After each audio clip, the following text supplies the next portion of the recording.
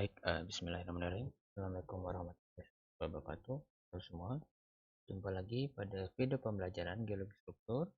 Ya, pada kali ini kita akan membahas terkait dengan sesar dan kinematikanya, begitu ya. Nah, tentunya rekan-rekan materi ini bersinergi ya, atau sangat erat kaitannya dengan apa yang disampaikan di modul praktikum terkait dengan materi yang sama. Jadi rekan-rekan pastikan untuk memahami terkait dengan sesar dan kinematikanya, teman-teman sudah menyimak video pembelajaran pada kelas dan video pembelajaran pada praktikum. Nah, untuk bagian ini itu kita akan bagi ke dalam 4 pokok bahasan utama. Yang pertama adalah definisi dari sesar, yang kedua adalah architectural elements atau elemen-elemen apa saja yang ada dalam sesar. Lalu fault interaction dalam artian kita berbicara terkait dengan hubungan antar sesar dengan sesar yang lain begitu ya. Apakah bisa berhubungan dan bagaimana jenis hubungannya? Dan yang keempat itu kita akan membahas terkait dengan kinematikanya atau pergerakannya. Secara umum sebenarnya analisis geologi kan ada 3 ya, ada geometri, ada analisis kinematik dan dinamik. Tentunya sesar ini itu bisa kita lakukan ketiga-tiganya rekan-rekan semua. Jadi kita bisa mengamati deskripsi secara geometri pada lapangan, kita mendeskripsikan secara lengkap gitu ya. Lalu apabila kita ingin mengetahui terkait dengan dinamiknya, tentunya kita bisa mengolah data-data yang ada begitu ya. Nanti kita bisa mengetahui arah sigma satunya, arah sigma 2-nya, arah sigma 3-nya berdasarkan dari bidang-bidang yang ada. Sedangkan untuk analisis kinematiknya, kita juga perlu mengetahui pergerakannya yang dimana kinematika ini erat sekali kaitannya dengan data lapangan. Jadi sangat sulit untuk menentukan kinematika sesar, tapi kita tidak mempunyai data lapangan. Oke, itu yang akan kita bahas rekan-rekan semua pada materi ini. Jadi kita mulai dengan sesar sebagai definisi. Dalam arti ini merupakan basicnya ya, dasarnya yang perlu teman-teman ketahui bahwasanya sesar itu merupakan salah satu jenis rekahan atau fractures ya pada batuan yang telah mengalami pergeseran atau mengalami pergeseran yang signifikan. Tentunya pergeseran tersebut melalui bidang rekahannya, gitu ya. Jadi kalau dan juga tentunya teman-teman semua sesar ini dapat hadir sebagai satu bidang rekahan ataupun sebagai zona begitu ya. Apa namanya sebagai bidang rekahan dalam bentuk zona. Dan biasanya sesar ini disinonimkan dengan istilah shear fractures begitu ya. Teman-teman mengetahui shear fractures ya dari materi yang pekan lalu. Shear fractures ini bisa dikatakan adalah sebuah sesar. Tentunya sesar yang baik. Sebenarnya sesar ini teman-teman itu nggak terlalu gampang juga untuk ditemui ya. Jadi hanya ada di beberapa tempat-tempat spesifik gitu ya. Jadi kadang kita menemuinya dalam bentuk besar, dalam bentuk kecil. Nah, sebenarnya kalau kita pergi ke suatu daerah dan di sana ternyata ada jalan yang masih baru begitu ya, yang baru dipotong ataupun ada tambang-tambang. Nah, biasanya di penggalian-penggalian tersebut baik kupasan untuk jalan, penambangan, penggalian begitu ya. Itu sebenarnya bisa kita lihat sesar dengan baik begitu ya karena kan besar bukannya. Seperti itu. Dan nanti akan kita bahas secara lengkap di materi ini semua ya. Oke. Nah, ini merupakan sesar rekan-rekan semua ya. Jadi yang tadi saya katakan bahwasanya sesar dapat hadir sebagai bidang rekahan ataupun beberapa bidang rekahan yang membentuk zona lebih dari satu sesar. Nah, rekan-rekan sebelumnya coba kita lihat di gambar yang sebelah kanan atas ya. Ini merupakan model dari sesar di mana di sini ada mode fractures yang kedua, berarti mode sliding teman-teman semua ya. Ini menunjukkan mode dari sesar mendatar di mana sesar ini bergerak pada bidangnya, baik bergeraknya sejajar maupun tegak lurus terhadap bidang rekahannya. Gitu. Oke, nah teman-teman bisa lihat di gambar paling yang sebelah bawah. Ini saya memberikan pointer ya, di pointer sini ya. Di sini ada sesar dengan 3 model yang berbeda. Ada sesar saja atau fault. Ini sesar hadir dalam satu bidang saja begini. Dan ada yang kita sebut sebagai fault zone. Ya sesar ini hadir dengan beberapa bidang di sini ya, yang berkumpul. Nah, jadi ini ciri tipikal dari sesar teman-teman semua ya. Jadi dia bisa hadir dalam satu bidang saja. ataupun bisa hadir dalam zona seperti ini ya.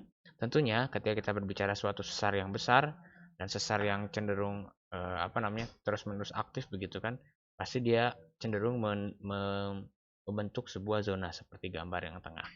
Dan yang gambar yang ketiga ini ductile shear zones, ini udah masuk ke plastic deformation teman-teman semua ya. Jadi ini sudah masuk ke kondisi yang tekanan dan temperaturnya lebih tinggi serta batuannya pun lebih ductile begitu ya. Oke. Nah, teman-teman semua, ini adalah terminologi yang harus dipahami. Jadi sesar itu umumnya seperti ini ya, seperti di gambar ini merupakan, kita katakan ada sesar, ada garis hitam ini. Ini merupakan garis sesarnya atau bidang sesarnya teman-teman semua. Dan kita lihat bahwasanya di sini dia memiliki kemiringan ya ke arah bawah sini. Kemiringan ke arah bawah sini, atau kalau di permukaan ke arah sini lah ya, ke arah kiri. Nah, ini yang kita sebut sebagai dip dari bidang sesar. Ini arah dipnya, ini adalah dipnya begitu ya, bagian bawah, dan ini adalah yang pelamparan ini kita sebut sebagai strike dari sesarnya. Jadi teman-teman semua, ketika kita berbicara sesar, berarti pastinya memiliki strike, memiliki dip direction gitu ya. Paling tidak seperti itu. Nah, tentu ketika dia membagi dua bidang, dia akan menghasilkan bagian yang cenderung bagian atas dan bagian bawah. Sekiranya begini ya teman-teman ya, kita belah di sini. Nah, sekarang bayangkan rekan-rekan semua berdiri di dalam gua ini. Nah, footwall itu adalah bagian dari blok sesar yang berada di bawah kita, atau bisa dikatakan blok yang terletak di bawah bidang sesar. Bidang sesar tuh yang garis hitam ini ya, yang miring ini bidang sesar. Jadi footwall itu selalu terletak di bawah bidang sesar. Teman-teman fokus ke bidang sesar yang di sini. Jadi dia itu di bawah. Berarti kan begini, arah bawah gitu ya. Nah, ini adalah footwall. Ini akan selalu jadi footwall. Sedangkan hanging wall menggantungkan hanging itu ya. Jadi blok yang terletak di atas bidang sesar. Mau bagaimanapun juga, bagian yang ini selalu di atas. Nah, ini dia. Ini bagian hanging wall ya, bagian yang atas rekan-rekan ya. Nah, ini perlu diketahui sama rekan-rekan semua dan jangan sampai salah. Karena ini adalah dasar ketika kita ingin membahas suatu sesar begitu. Oke. Baik, nah ini adalah klasifikasi dari sesar teman-teman semua. Jadi bisa dikatakan berdasarkan pergerakannya atau perpindahan hanging wall-nya ya rekan-rekan ya, kita bisa membagi sesar dalam beberapa jenis. Sebenarnya ada yang kita sebut sebagai deep slip ya. Nih, yang kita sebut sebagai deep slip. Ada juga yang kita sebut sebagai strike slip, gitu kan, strike slip. Deep slip ini adalah, kalau slip itu kan teman-teman anggap saja slip itu suatu pergerakan, gitu ya. Dia bergeser, bergerak. Deep itu adalah kemiringan. Jadi deep slip itu adalah sesar yang bergerak searah kemiringan, searah deep. Nah, bisa bergerak ke bawah, bisa bergerak ke atas. Di mana yang bergerak ke bawah tadi itu dikatakan sebagai sesar normal, dan yang bergerak ke atas itu kita katakan sebagai reverse fault begitu ya, atau nanti kita sebut thrust fault kadang-kadang begitu ya. Nah, tentunya teman-teman untuk pergerakannya tadi kita perhatikan bidang hanging wall-nya ya. Jadi di sini diasumsikannya hanging wall yang selalu bergerak di atas footwall begitu ya. Nah, itu untuk deep sleep. Nah, teman-teman bisa lihat nih di bagian yang kiri sini. Ini merupakan model dari side slip teman-teman ya. Model side slip, jadi dia bergeraknya itu nggak ke atas, nggak ke bawah. Tidak searah deep, tapi searah strike. Nah, kita lihat balik lagi ke slide sebelumnya. Strike kan begini ya. Nah, dia bergerak searah strike. Jadi kita sebut sebagai strike slip. Di mana ini kita kenal sebagai sesar geser yang nantinya kita bisa bagi ke dalam dua bagian. Ada dextral, ada sinistral. Di mana kalau dextral itu bergeraknya relatif menganan dan sinistral bergeraknya relatif mengiri. Nah, bagaimana Pak caranya untuk tahu menganan atau mengiri? Nah, teman-teman perhatikan ada dua. Saya coba kasih contoh ya. Bentar.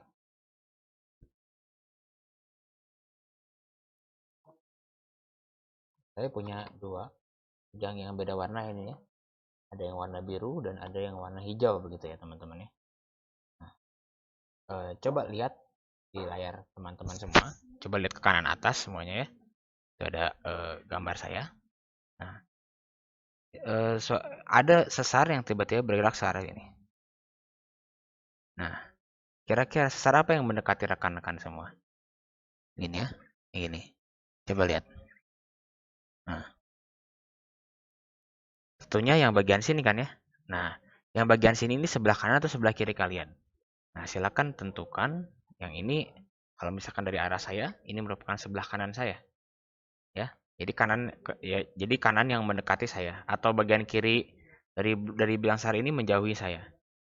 Tapi saya rasa pun sama ya dengan apa yang teman-teman lihat bahwasanya yang hijau mendekat, yang biru relatif menjauh. Yang mendekat mungkin bagian kanan juga ya. Walaupun Anda melihat dari arah yang berlawanan dengan saya. Jadi ini kita katakan sebagai sesar dekstral. Sebaliknya apabila begini, ya, mau yang bergerak ini ataupun ini, dia akan tetap sinisal, ya. Oke, baik. Nah, itu pergerakannya. Nah, rekan-rekan semua, selain dia bergerak, juga tentunya pergerakan itu akan menghasilkan gesekan. Nah, teman-teman bayangkan seperti inilah apa ya? Seperti kalian membelah batu, gitu kan? Atau apa ya? Seperti kayu, Anda ambil dua buah kayu, terus kalian gesek-gesekkan. Pasti di antara kayu tersebut di bidang gesekannya itu pasti akan ada apa ya? Seperti tanda-tanda garis-garis bekas gesekan begitu ya. Nah, itu pun sama. Jadi sesar pun akan memiliki garis-garis gesekannya yang kita sebut sebagai striae atau goresan kecil. Kita coba tuliskan ya. Striae, S T R I A E. Ini dia striae. Nah, striae ini teman-teman atau yang kita sebut sebagai goresan kecil ini adalah bisa kita gunakan sebagai penentu dari arah pergerakan sebuah sesar. Ya, dimana garis-garisnya itu bisa menentukan deep slip kah atau strike slip kah begitu ya, karena kan ya. Nah, ini nanti kita bisa perdalam pada klasifikasi sesar yang ada. Salah satunya adalah seperti ini. Nah, ini klasifikasi, ada dua klasifikasi teman-teman ya. Ini klasifikasi sesar berdasarkan dari kemiringan dan pergerakan relatifnya ya antara footwall dengan hanging wall-nya. Gitu ya. Di sini dimana ini ada deep slip-nya, ini deep slip kah atau di sini side slip kah begitu ya. Nah, nanti di sini ada vertical fault kah atau horizontal fault kah. Nanti nilai deep slip dan side slip ini kan dari nilai deep-nya ya. Dari nilai deep-nya, sedangkan ini dari nilai pitch-nya. Nah, dari nilai pitch-nya. Pitch itu merupakan sudut pergerakan dari sesar berdasarkan bidang horizontalnya. Nah, itu nanti di teman-teman pelajari secara lengkap untuk pitch itu di ini ya, di praktikum begitu. Nah, di sini pitch adalah sudut antara arah strike dan slip. Tentunya strike itu kan horizontal ya. Dan slipnya itu bisa horizontal, bisa apa namanya? Bisa deep atau bisa miring gitu. Nah, oh ya, saya lupa jelaskan satu lagi. Nah, teman-teman bisa perhatikan di bagian tengah ini ya. Ini adalah oblik, sesar oblik di mana dia bergeraknya deep slip ada gitu kan. Dia bergerak turun, tapi dia bergerak mendatar juga, menggerak strike slip juga, geser juga. Jadi yang kita sebut sebagai oblique slip gitu ya. Jadi perpaduan antara deep slip dengan strike slip. Oke, nah di sini ada klasifikasi Richcard, teman-teman semua ini berdasarkan data deep dengan data pitch ya. Kita bisa lihat di sini bahwasanya ada thrust fault dan reverse fault atau slip gitu ya. Nah, teman-teman semua jangan sampai tertukar ya, ada istilah reverse dan adalah istilah thrust begitu. Thrust fault atau sesar anjak itu biasanya sesar naik dengan deep di bawah 45 derajat. Sedangkan reverse fault itu merupakan sesar naik yang deepnya antara 45 hingga 90 derajat. Gitu ya. Oke, saya coba berikan contoh sedikit apa itu pitch. Nah, teman-teman semua begini ya. Jadi dikatakan ini merupakan arah strike dari sesarnya. Ini bidang sesarnya, teman-teman semua. Ini ada deepnya, ini deep directionnya tentunya. Nah, singkat cerita, sesar itu bergerak ke sini. Berarti di sini dia bergeraknya sinistal normal ya, karena bagian kiri itu mendekat ke kita dan juga dia bergerak relatif turun. Nah, tentunya pergerakan ini dia memiliki sudut dari antara strike ini kan. Jadi ada pitch Ya, ini yang kita sebut sebagai pitch, sudut antara strike dan slipnya. Ini arah slipnya kan. Nah, begitu ya teman-teman semua. Jadi kita bisa katakan kalau misalkan pitchnya 0 derajat, itu pasti akan cenderung pergerakannya strike slip. Apabila pitchnya 90 derajat, itu pasti cenderung pergerakannya deep slip, ya. Tinggal kita tentukan pitchnya itu bergeraknya naik atau turun begitu kan. Oke, baik. Nah, selain ini rekan-rekan semua, jadi kita juga mengenal adanya graben dan horse gitu ya. Dimana sebenarnya teman-teman bisa lihat ini juga sudah dipelajari ya pada tektonofisik bagi teman-teman yang mengambil tektonofisik, bahwasanya di sini ketika ada suatu dipping yang berlawanan, sesar dengan dipping yang berlawanan bisa membentuk graben dan horse, dimana kalau horse ini adalah tinggian ya, footwall ini berada di posisi footwall ini diapit oleh dua hanging wall begitu kan ya. Apakah seperti itu? Apabila graben ya berarti ada yang turun secara normal, di mana adanya cekungan begitu ya yang diapit oleh footwall. Jadi ada seperti inilah bentukannya seperti ini. Ini ada graben, ada horse. Nah, tapi memang pada kenyataannya di lapangan rekan-rekan semua, graben ini sangat sangat sulit ditemui dengan bentuk yang ideal seperti ini atau bentuk simetris.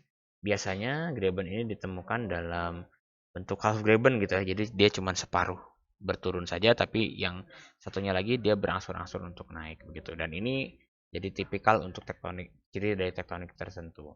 Nah, ini kita lihat sebagai half graben teman-teman semua. Nah, di mana di sini mungkin akan ada yang kita sebut sebagai sesar utama ya, atau synthetic fault begitu kan ya. Bukan sintetik lah, sesar utama ya, main fault begitu, sesar yang besar. Lalu ada yang kita sebut sebagai sintetik dan sesar antitetik.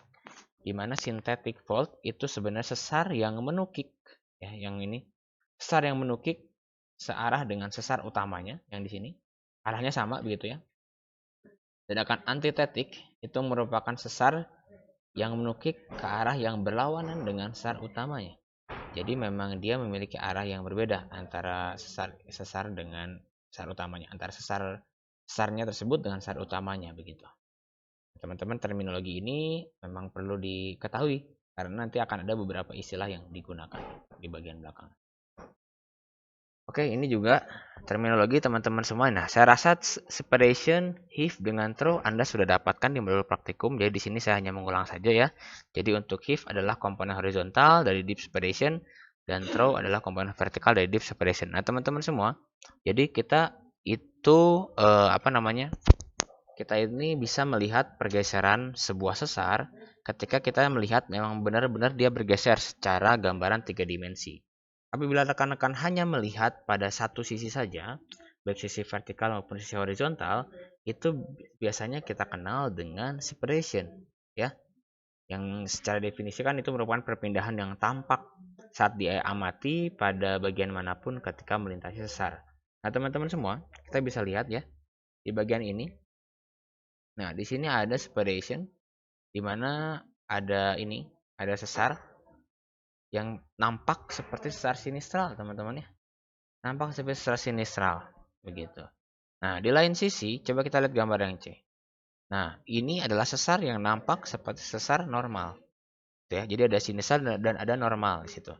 Nah, yang jadi problemnya adalah apabila digabungkan, apabila ini terjadi pada satu tempat yang sama, maka akan membentuk gambar seperti gambar A di sini. Ya. Di mana ternyata di sini adalah sesar oblik jadi jatuhnya ya. Dia ternyata berbentuk sinistral ya, sinistral pun juga dengan normal gitu. Nah, makanya itu ketika Anda melakukan pengamatan di lapangan, apabila hanya mengamati dalam satu sisi saja, silakan Anda sebut sebagai separation dan tentunya harus diukur if dengan throw-nya ya. Karena memang kesalahan selama ini di lapangan itu banyak sekali yang langsung menjudgment atau langsung menentukan ternyata ini adalah strike dan deep dengan pergerakan seperti ini. Padahal tidak dikonfirmasi dulu dalam bentuk 3 dimensinya. Begitu. Nah, yang menarik lagi nih teman-teman, di sini dipotong juga ya, ada section 2. Nah, ketika dipotong seperti ini, maka akan menghasilkan gambaran seperti ini ya. Nah, jadi memang sangat berbeda sekali begitu ya. Nah, jadi hati-hati dalam merekonstruksi sebuah sesar karena Bisa jadi sesarnya sebenarnya sesar simple, tetapi kita melihat pada sisi yang tidak ideal. Jadi kita perlu benar-benar memastikan sesarnya itu seperti apa. Gitu. Oke. Nah, di sini juga ada yang kita sebut sebagai stratigraphic separation. Rekan-rekan semua bahwasanya pemisahan stratigrafi atau stratigraphic term adalah ketebalan isopak dari strata antara dua lapisan horizontal yang bersentuhan karena suatu sesar. Dan ketebalan isopak adalah ketebalan tegak lurus dengan perlapisan. Oke, baik. Singkat cerita seperti ini teman-teman. Jadi ada sesar normal di sini yang harusnya di sini. Nah, jadi jadinya muncul di sini. Nah, maka ketika kita lihat pada peta penampang horizontal, nah kita bisa lihat di sini adanya suatu offset litologinya di sini ya, teman-teman ya. Nah, di sini dia. Dia ada suatu offset litologi yang nanti kita sebut sebagai HIF dan ini menjadi bidang sesarnya. Nah, ini akan sangat teman-teman sering jumpai ya pada saat teman-teman melakukan pengamatan pada line seismik begitu ya, atau nanti membuat peta structure maps gitu kan dari suatu lapangan migas atau suatu cekungan hidrokarbon di situ.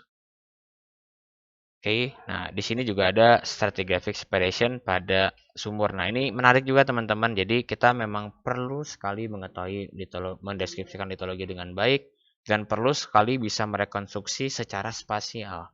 Karena apa? Nah, ini dia. Jadi mungkin nanti teman-teman akan bekerja di suatu site begitu ya dan punya beberapa sumur. Misalkan di sini ya. Ada sumur yang pertama, sumur A. Ini teman-teman semua, sumur A. Jadi dia ngebor nih, set dia ketemu batuan yang warna kuning, hitam dan let's say kita sebut sebagai krem gitu ya, dengan ketebalan tertentu ya. Lalu teman-teman ngebor juga di bagian C ya. Lalu menemukan yang sama, kuning, hitam dan krem dengan ketebalan yang sama dengan yang A. Akan tetapi ketika Anda melakukan pemboran pada sumur B, Anda menemukan kuning, hitam, krem, kuning, hitam, krem lagi gitu ya. Nah, kuningnya itu berbeda tapi ketebalannya dengan yang awal. Nah, inilah problematika yang bisa dipecahkan oleh struktur geologi. Di mana di sini itu diduga akan ada sesar naik gitu kan ya. Sehingga di sini ada pengulangan dari section yang ada. Di mana sebenarnya kan ini korelasinya dengan ini ya. Ini ya, korelasinya dengan ini. Begitu. Ini korelasinya dengan ini.